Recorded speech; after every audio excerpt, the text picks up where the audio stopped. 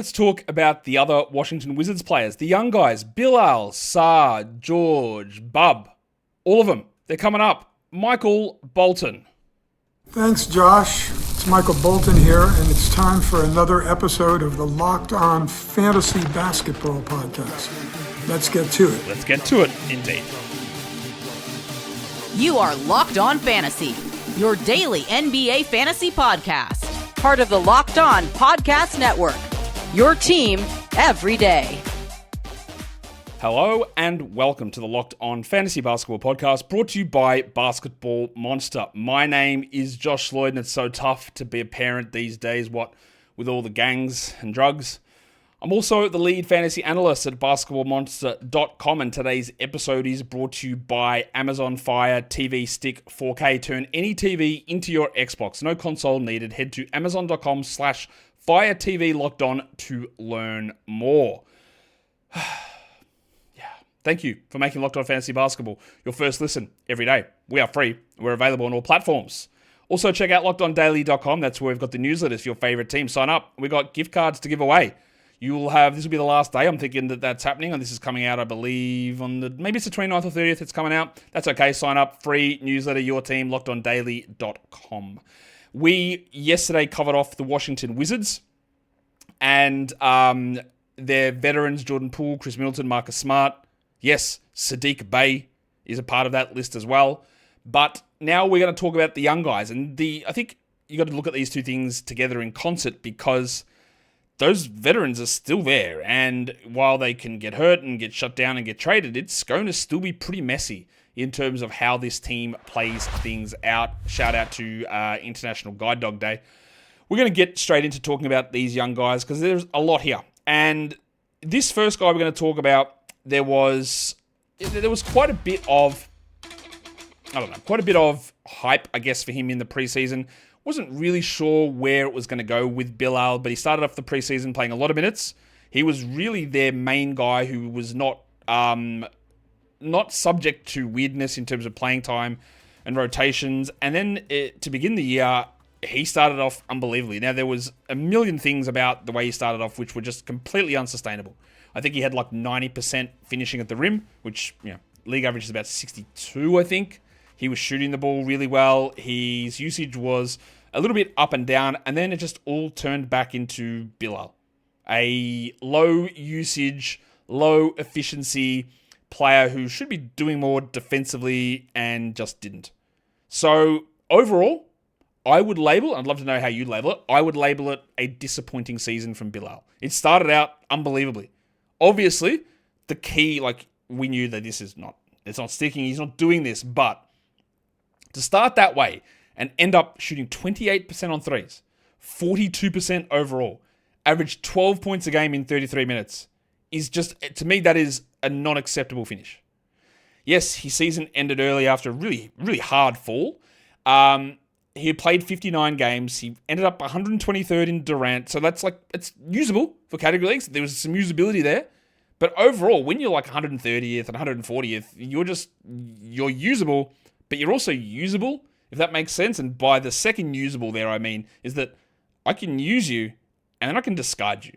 And I know that sounds rough, but I put you in there and I don't have to hold. That's not interesting. It's whatever. I get more value through streaming that spot. And after a hot start, it's a really disappointing way to see where Bilal goes. He was 109th before the deadline, 184th after. Players came in, he got hurt. He played 33 minutes, like I said.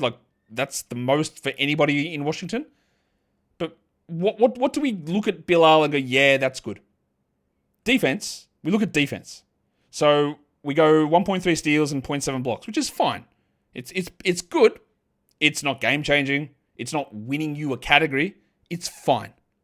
The percentages, bad field goals, bad free throws, bad three-pointers. Big difference in the Darko Delta and the Drip Delta. Drip said 72nd percentile in terms of improvement. Darko said 16. Because I think Darko liked him a little bit more as a rookie and then was, like me, I think relatively disappointed in what happened this season. Drip must have had him pretty low, and he did step up, but I lean more towards that's disappointing. Now, he's still only young. He's still 21, and those ages are rounded. So if he's 20.5, he'll round up to 21. All right, so just be aware of those numbers. but 19 usage, 33 minutes. The usage was all over the place, and Kuzma being in or out did impact his usage. But then we got to the stage where Kuzma was gone. It didn't do anything. His shooting was really bad for periods of time after being awesome in other areas. What I do like and what stands out with those advanced numbers is the deflections and rim contest are pretty good for a guy of his size, but more importantly, the passing creation volume at 80th percentile. That stands out. So don't get me wrong, I am not writing Bilal off at all. I think putting in context that it was not a good season for him. It was, I think, a disappointment. But now it's year 3. I do think that there is something in him in terms of, and I know it's an easy comp because they're both French and they've both got really long arms, but Nick Batum. Now, Nick Batum is a way better player than Bilal, and I don't think Bilal will ever get to Nick Batum's level. But being this low usage, facilitating passer who is disruptive defensively is probably Bilal's overall upside. But he's got to be able to shoot, man. And then we get to the problem. Champagnie is here. He was pretty good. Kyshawn George was pretty good. Bub Carrington is here. Jordan Poole is here. Marcus Smart is here. Chris Middleton is here. Oh, yeah, Saddiq Bey is here. Oh, yeah, 2 first-round picks in the first 18 are coming, including maybe a top 3, top 4, top 1. What the hell? Where do we go from here? I think that if you were being reasonable about Bilal and his dynasty fantasy appeal, you would understand that it's lower than what you thought it was. And that's where making like buy lows and sell highs in dynasty is tough, because I could say it's an easy buy low on Bilal, but if I had Bilal on my team, I'd be going, ooh, I don't know about this. So like how would you value it? But also understanding if I am buying low that I don't think there's a top 50 player in there long term on the upside either. So I think that while it was encouraging how much opportunity he was given, the fact that it didn't execute well should temper expectations.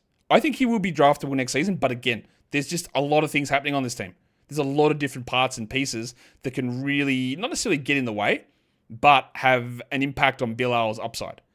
I don't think he's the best prospect on this team. I think it's this man pretty clearly, Alex Sarr, who had some of the worst shooting numbers you will ever see as a big man. Like, there's no sugarcoating this. It was terrible. He had 24 usage. He is 20 years of age now. He played 67 games and 27 minutes, so those minutes numbers can easily jump. He still was the 105th ranked player in points and 130th in categories, averaging 13 and 6.5 boards with 1.5 blocks, 0.7 steals. But the shooting numbers, man. 31 from 3, 39 from the field. Post-trade deadline, no Valanciunas. He went to 110th. Now, he started without Valanciunas anyway, and his role is being a center. But the shooting is horrendous. Both advanced metrics loved the improvement that he showed, so way up there in terms of improvement. I agree. Shot contesting, 96th percentile. Yep. And we know what happens a lot with players. Like, he had foul trouble, but it wasn't a major thing. But that'll probably come down. But he was very good at that. I think he'll be pretty solid at that as we move forward. I find it interesting that his passing creation volume is in the 62nd percentile. Is he known for passing? No, but we got 2.5 assists out of a rookie center. That's not nothing. That's at least something where you go, okay, maybe we can get, like, there's a difference between being a 2-assist player, Saddiq Bey, or a 4-assist player, 3.8, because Sarr might get there. In the end, though, it all just comes down to the shooting. Will he consistently be a 24% usage player? I don't think so, actually. I think he probably more settles in as a 22 usage guy. It might spike. I don't know. But obviously, they were just saying, let's see what happens. Let's see where you go from here. And honestly, if he was a 22 usage player, but then he became a 47% shooter and hit 36 from 3, it's a way better player overall for fantasy anyway. To me, he is the only real guy on this team who has top 30, top 35 upside. I don't really think, like, if they drafted like a center in the draft, I'm not really sure it impacts him. If they draft a power forward in the draft, I don't think it impacts him. I think he is relatively safe as their high upside prospect as pick number 2 in the draft. And I think that even though the shooting was horrendous, and it should give you, like, you shouldn't be ever going, well, I think Sarr's going to be a 55% shooter. I'd never have that idea. I think we're going to get big improvements, and I would still be in on him as the very clear best dynasty player from this draft class. And I would be very much in on seeing what the temperature is around him for dynasty formats. I think that while there were definite downsides to what he did, I think that it was a good season from Sarr and enough sort of building blocks there with the obvious shooting downside that we can look at it and go, I do think that some of this stuff will improve, and there were enough positive things there that I like where it goes. Today's episode is brought to you by Fire TV. Did you know that your Fire TV is also an Xbox? You can turn any TV into your gaming and entertainment hub with the Fire TV Stick 4K devices. You don't need your console. All you need is a paired controller. You need to subscribe or sign in to the Xbox Game Pass Ultimate, which includes EA Play, and you're ready to go. So play your EA Sports College Football 25 Play, Madden Play, Call of Duty Play, whatever you want. You're on your holidays, you're moving around, you're going into a hotel, someone else's house, you got your Fire TV Stick, plug it into the TV, and you're ready to go. You don't have to lug your console around. You're ready to go with entertainment and gaming all there. And if you've already got that console, a Fire TV Stick 4K device, it's more affordable and easier to travel with. So you can take you or your kids' games, honestly, with you wherever you go, just plugging it in, easy to go, so convenient with entertainment and gaming. So head to amazon.com/Fire TV Locked On to get started. Xbox Game Pass Ultimate subscription and compatible controller required. Available on select devices including Fire TV Stick 4K 2nd Gen, Fire TV Stick 4K Max 1st and 2nd Gen, and Fire TV Cube 3rd Gen. All right, so that's two of the younger Wizards players, Bilal and Alex Sarr. Probably the two. I don't even know if I think a lot of people did forget about Bilal Coulibaly, honestly, as the season went on. And I'm not sure that he's one of the two most hyped players on this team, because I think this man might be in that zone, and that is Kyshawn George. Now, Kyshawn George, I'll admit it, I didn't like him as a prospect at all. He was a 6'9", he still is a 6'9", shooting forward/guard out of University of Miami, who did absolutely nothing else. Like, just nothing. He shot, and he didn't do anything else. And then he came into the NBA and went, all right, I'm going to actually not shoot at all. I'm going to be terrible, but I'm just going to do a lot of other things. And had no idea that would be the case. No thought process that Kyshawn George would be a 1 steal and 0.7 block guy in 27 minutes. No idea that he'd be able to have 5 steal and 5 block games. He played as a very late first-round pick that the Wizards traded back into this bad draft to get, that he played 27 minutes a night. He played 68 games. He was low usage, 17%, but he was able to be a top 120 player post-trade deadline. Now, his overall season numbers aren't great. 9-4, bro. 2 assists, 1 steal, 0.7 blocks, 37 and 32% from the field and from 3. Those are Alex Sarr numbers. 75 from the line, not good either.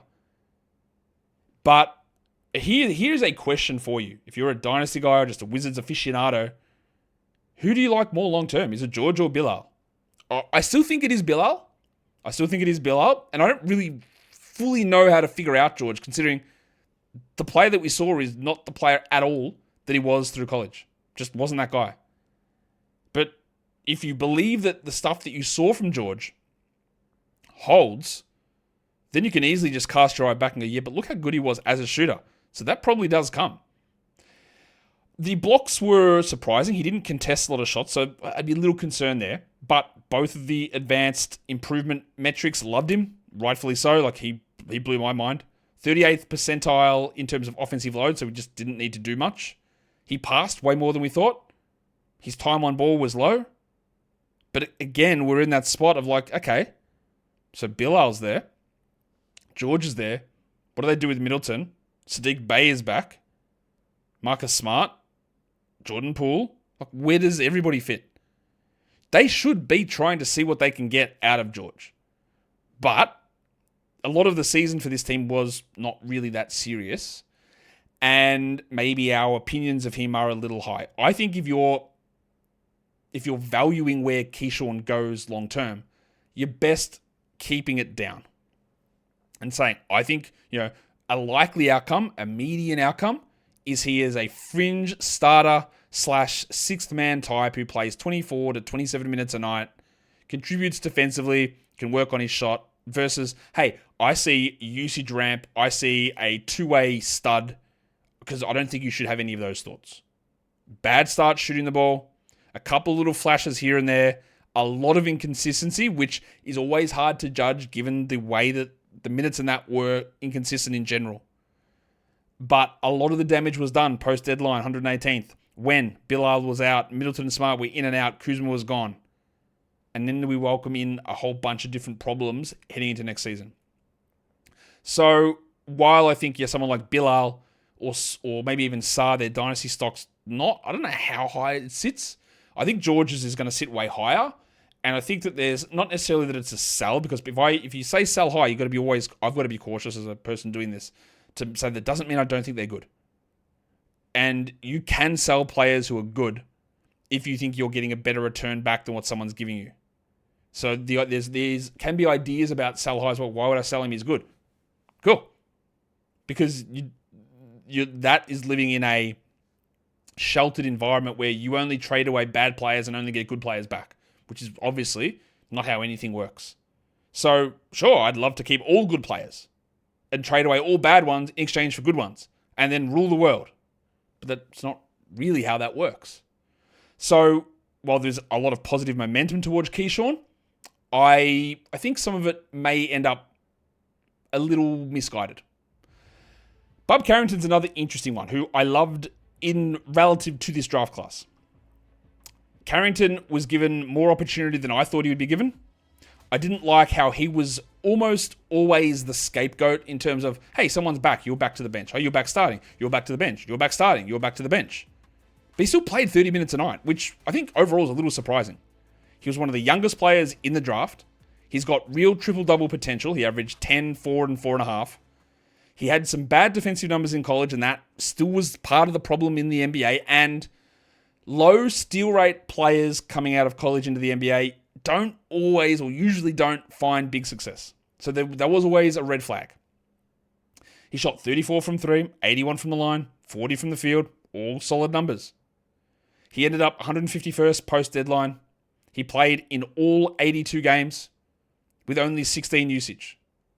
And this is a man who's like 6'4", 6'5", point guard, shooting guard. So in a lot of cases, a lottery pick who was picked when they traded Denny Avdija away, you would see a much larger role. But 58th percentile load? Okay. 82nd percentile on ball. So basically he had the ball in his hands and then he would pass it. As you can see, his creation volume's 88th percentile. But he just wouldn't be tasked with doing a bunch of stuff. What I find very interesting is the difference in drip and DPM in terms of the improvements, because I know that Darko just hates what Carrington did this season. They thought he was one of the worst players in the NBA, and that he actually got worse as the season went on. Drip, on the other hand, was a lot more positive with what he was producing, and thought there was a huge step forward, and he improved a lot. So I don't know. Do you think that Bub improved as the season went on? I think he probably did, but I'm not convinced of it. What I do know is that offensive load is incredibly low, and that will improve with time. I'm certain of that. And there is enough there as a baseline with the points, rebounds, assists, threes, free throws, sort of a profile. The steals, I am not certain of. He was not a defensive guy at all, and he wasn't that guy in college, so that all marries up. Can he play with Poole? Yeah, easily. Is the Marcus Smart and Chris Middleton situation frustrating? Yes, it is. And I guess the question's going to come down to, do you like Bilal? Do you like George? Do you like Carrington more? Now, I can understand ways to go through all of those ones. In the end, I probably lean Bub, because George and Bilal, to me, are low usage guys that are going to require consistent shooting and defensive stats. And I think Bub can get it just by growing his game into someone who is a lead sort of piece. It wasn't always there, and it really rarely ever is as a rookie point guard. And he played some point guard and some not point guard. So I do think that there is some appeal here for Bub. As much as I was somewhat out on him this season, and I think the numbers would suggest I was right to be that way, I think that there are big step forward potential, but maybe not next season. We've got 6 more guys. Some of them we're going to cover in a little less depth as we move through these Wizards under 25 players. So I'd say that's the main 4 guys on this team. This player, though, Justin Champagnie, was probably, outside of Sarr, the most accomplished of all of these guys for the season. Started on a 2-way. He got jerked around with minutes, as everyone did. He ended up playing 22 minutes a night. He's 24. He was 159th for category leagues over the course of the season. On the back of, and there's a lot of similarities here. What did he do it on the back of? He got defensive stats. He rebounded well. He got steals. He got blocks. He contested shots. He got deflections. The same way that Kyshawn George did. The same way that Bilal Coulibaly did. But they all play the same position again. Now, Drip, he hit the 100th percentile in terms of improvement, and that makes sense. Because he was like, whatever, he was a 2-way guy who showed a couple of flashes. But he turned into a legitimate rotation player. Darko had him at 73rd percentile. So much improvement. 17th percentile in load. He doesn't need to do anything offensively, and he probably never will. He wasn't on ball. He didn't pass. He got by on defense. He rebounded really well as well. 6 rebounds a game in 22 minutes. Post-deadline, 129th ranked player. Like, pretty good. And we saw that when opportunities were there, he was very strong and had top 100 runs. But always remember this. You're talking about a horrendous team that won under 20 games for the second consecutive year, and we still needed 3-4 guys to be out for Champagnie to do that. So, and push that onto George if you want.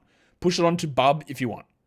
We required multiple players to be out or injured for an 18-win team to see something that resembled a somewhat usable player. And if you frame it that way, then I think that your table will start to just come back down. There were good moments, and context is always important because we always remember the big games. Remember when he had 5 steals and 5 blocks? I think that's what he did. Maybe I don't even remember it. You go, wow, that was great. He shot 38 from 3, 51 from the field. Unbelievable. But why only 69 from the line, giggity? I think he's an efficient player as low usage who defends and rebounds very well. He could be a player that on a good team is able to do, like, let's think like a Caleb Martin. More defensive than Caleb Martin. Much better defender. But a guy you chuck out there that if you need to start him, you can. But never will he be a large role player. Never will he be a large offensive guy. Never will he be a big defensive stat generator, even though he's had some moments. So while it was impressive, the same theme exists. Bilal, Kyshawn, they play the same spot. Even like Middleton, Smart, Sadiq Bey. What position was AJ Johnson playing at the end of the year? Yeah. A lot there now. Impressive, a nice rotation piece, but always remember, if you need to be on a sub-20 win team with 3 to 4 main rotation guys out before you're starting to make noise, and you're 24, then maybe we just settle our ideas down about where you go. Tristan Vukcevic, I thought he showed enough as a rookie that him having a team option decline and then put onto a 2-way was confusing. But what I always said with him last offseason was, okay, I don't understand this move, but I'm certain that he will get converted or he'll play a large role end of season. Now, he didn't get converted, but he did play as a regular starter/reserve at the end of the season. He only ended up with 15 minutes a night, Vukcevic, and played 35 games out of the 50 that he was allowed to play. But you'll notice pre-deadline, the 465th ranked player, post 174th. He ended up with 17 fantasy points a game in 15 minutes. He averaged 9 and 4. He shot 37 from 3, 50% overall. He rebounded pretty well. He blocked 0.7 shots in 15 minutes. He has got an extraordinarily good fantasy profile. But again, the problem is that Alex Sarr plays the same position. I do think that Vukcevic and Sarr can play together. But of course, if Sarr is playing the 4, then where does Bey and George and Champagnie and Middleton, everything gets squeezed. Every position you look at on this roster, there's someone you can look and go, oh, they should get more chance. And it's hard to do that. So I like Vukcevic. He's 22. He had incredibly high usage, which will never stay that high.